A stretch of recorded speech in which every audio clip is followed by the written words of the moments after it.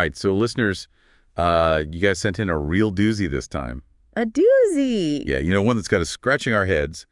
We're diving into the disappearance and death of Jay Slater, a case with more twists and turns than... A pretzel factory. Yeah, something like that. It certainly seems to have captivated the public's imagination, and you've provided quite the collection of material. Yeah, articles, social media posts, even encyclopedia entries. Yeah. I mean, the works. Really speaks to the impact of this case. Absolutely, and for good reason. We're talking about a 19-year-old kid, apprentice bricklayer from England, goes missing on his first lad's holiday. Last seen alive in that remote mountain village, Mosca, in Tenerife. Right, and weeks later they find his body in a ravine. Death ruled an accidental fall. The official story, at least. Sounds pretty straightforward, right? Well, on the surface, maybe, but as your sources point out, there are some pretty baffling details that left a lot of people wondering if there's more to it. Yeah, exactly. Like, what was Jay even doing in those mountains in the first place? And why did the police call off the search only to quietly continue it later? Not to mention, the whole thing blew up online, fueling all sorts of theories and, honestly, some pretty nasty rumors. A prime example of how social media can both illuminate and distort the truth. It's a powerful tool, but a dangerous one for sure. It can be. Okay, so before we get lost in the online maze, let's start with Jay himself. Good idea. What kind of guy was he? From what I've gathered, he seemed like a pretty typical 19-year-old in a lot of ways. Loved football, hanging out with his friends, described as having a real zest for life. There was even a quote from one of his friends saying he was always the happiest. Makes this whole thing even more tragic. It really does. But there's also something from his past that we need to address, something that unfortunately heavily influenced how people viewed him. Right. The machete attack a couple of years before his disappearance. Can't really ignore that piece of the puzzle. No, you can't. It's understandable that people would factor that into their perception of him. It's tough, though, because it feels like everyone just jumped to conclusions based on that one event. It's a human tendency, unfortunately. Yeah, true. But let's keep that context in mind as we walk through the events leading up to his disappearance. Okay. So, timeline time. Timeline time. Jay's in Tenerife for this huge music festival, NRG, with two friends. Right. What happens next? On the last day of the festival, he ends up leaving with two other men he met there, not his original friends. One of them was named in the sources Ayub Qasim. And this Qasim guy had a bit of a shady past, right? He did. He had a prior conviction for drug dealing, a 9-year sentence. That definitely raises some red flags. It does. Okay, so they end up at this Airbnb in this mountain village, Mosca. Right. This is where things start to get hazy. Yes. Jay posted a Snapchat photo from the Airbnb around 7:30 a.m. Then about an hour later, he makes 2 calls to friends back in England. And these calls are super important, Yes. right? They suggest that he was in trouble. Absolutely. In one call, he told his friend Lucy that he was lost, his phone was dying, he was thirsty, and he'd even cut his leg. Oh, wow. In another call with his friend Brad, he said he needed to get back to Los Cristianos, where he was staying with his friends. So he was trying to walk back. That's right. It's like 25 miles through the mountains. It is, and that detail, him choosing to walk this incredibly long and dangerous route instead of waiting for a bus or getting a ride back, is one of the first big question marks in this case. Especially for a 19-year-old who's never been out of the country before. It seems very out of character. It does. What would make him so desperate to leave that Airbnb? That's a key question. And then there's the matter of the 2 men he was with. Were they ever seriously investigated? Well, that's the strange part. The Spanish police questioned them, but quickly ruled them out as suspects. They were allowed to leave the island. Which, considering Qasim's background, seems like a pretty hasty decision. Right. There's definitely sense that something's not quite right here. And then you factor in what was happening online. It's like the whole world turned into armchair detectives. It really did. And it's fascinating how quickly the narrative took shape on social media, often with little regard for the facts or the evidence. Yeah, we've seen it with other high-profile cases, too. They need to fill in the gaps when information is scarce. Right. Look, we can't help ourselves. It's human nature, I suppose. What's striking about this case, though, is the sheer volume and variety of theories that emerged online. Everything from drug deals gone wrong to elaborate cover-ups, even a story about a stolen Rolex. Oh, yeah. And then there was that cryptic Instagram photo posted by Qasim, the one where he and his buddies are covering their eyes, ears, and mouth. Yeah. People were reading all kinds of sinister meanings into that. Right. It just goes to show how easily speculation can spiral out of control online. And while some of those theories may have been well-intentioned attempts to find answers, many were fueled by rumors and conjecture. It's a double-edged sword, isn't it? On the one hand, social media can help raise awareness and put pressure on authorities, but on the other hand, it can create a lot of noise and distract from the real investigation. Absolutely. And in Jay's case, it clearly had a negative impact on his family. His mother, Debbie, faced a lot of online harassment, with people accusing her of not doing enough to find her son.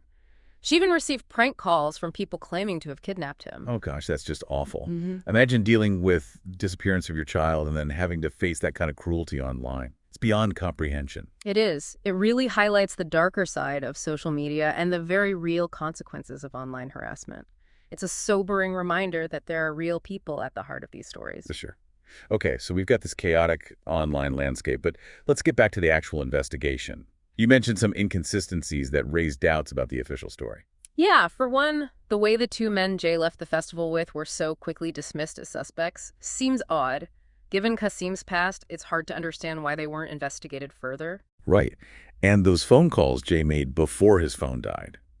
What was actually said in those conversations? And why did his friends wait days before coming forward with that information? Good questions. And then there's the big one. Why didn't Jay just wait for a bus or try to get a ride back? Why choose to walk such a long and dangerous route alone? Plus, the police calling off the search after only 2 weeks, only to quietly continue it later, definitely eroded public trust in their handling of the case. It did. It created this sense that they weren't being completely transparent, which fueled even more suspicion. And then there were even conflicting reports from people claiming to have seen Jay alive after his disappearance. Right, like that story about him watching a football match, which turned out to be false. Exactly. It all adds to the confusion and raises the question, was this just a series of unfortunate events and miscommunications, or was there something more deliberate going on? Yeah, it's hard to know for sure. It is. But it's important to acknowledge these inconsistencies and consider the possibility that there might be more to the story than we know. And it's not just internet sleuths saying this. Mark Williams Thomas, the former detective who investigated the Madeleine McCann case, publicly criticized the Spanish police for their handling of Jay's disappearance. He even suggested that Jay might have been involved in some kind of criminal activity. Wow, that adds a whole new dimension to the case. If someone with his experience is questioning the official narrative, it's definitely worth taking seriously. Absolutely. And then there's the strange behavior of some of Jay's friends during interviews. Lucy, the one he called when he was lost, didn't want to show her face on camera. And Brad, the friend he spoke to right before his phone died, was smiling and chewing gum while talking about his disappearance. It's definitely unusual behavior, and it fueled a lot of speculation online, but it's also important to remember that everyone grieves differently.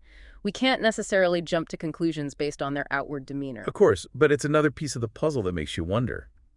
It feels like we're left with more questions than answers. That's often the case with complex situations like this. We may never have all the pieces, but that doesn't mean we should stop searching for them. So where does this leave us? What are your thoughts on what really happened to Jay Slater? It's a tough one. While the official ruling was an accidental death, there are just too many unanswered questions. The circumstances surrounding his disappearance, the inconsistencies in the investigation, and the strange behavior of some of the people involved, it all casts a shadow of doubt over the official story. So are you saying you think there's more to it? I'm saying it's essential to remain open to all possibilities. While an accident is certainly plausible, it's impossible to ignore the troubling details that suggest a more complex scenario. Which brings us back to the impact of social media. It played a huge role in shaping public perception of this case, but was it ultimately a force for good or bad? It's complicated. On one hand, it helped raise awareness of Jay's disappearance, but on the other hand, it created a breeding ground for speculation, misinformation, and even harassment. It's like a microcosm of the digital age, where information spreads at lightning speed. But the line between truth and fiction can be incredibly blurry. That's one way to put it. And it raises important questions about how we consume and share information online. Are we critical enough of the sources we see? Do we consider the potential consequences of spreading unverified information? It's a lot to unpack. So what does all this mean for you, the listener, who's been following this case? Yeah, it really makes you think about the choices we make and the information we choose to believe. It does. And it underscores the importance of critical thinking, especially in a world where we're bombarded with information from so many different sources. So before we wrap up, what would you say is like the most important thing you want our listener to take away from all of this? I think it comes down to a few key things. Be informed, be discerning, and be compassionate. Okay, I like that. Be informed about the facts of the case, but also about the limitations of what we know. Be discerning in evaluating the information you come across, especially online, where speculation and misinformation run rampant.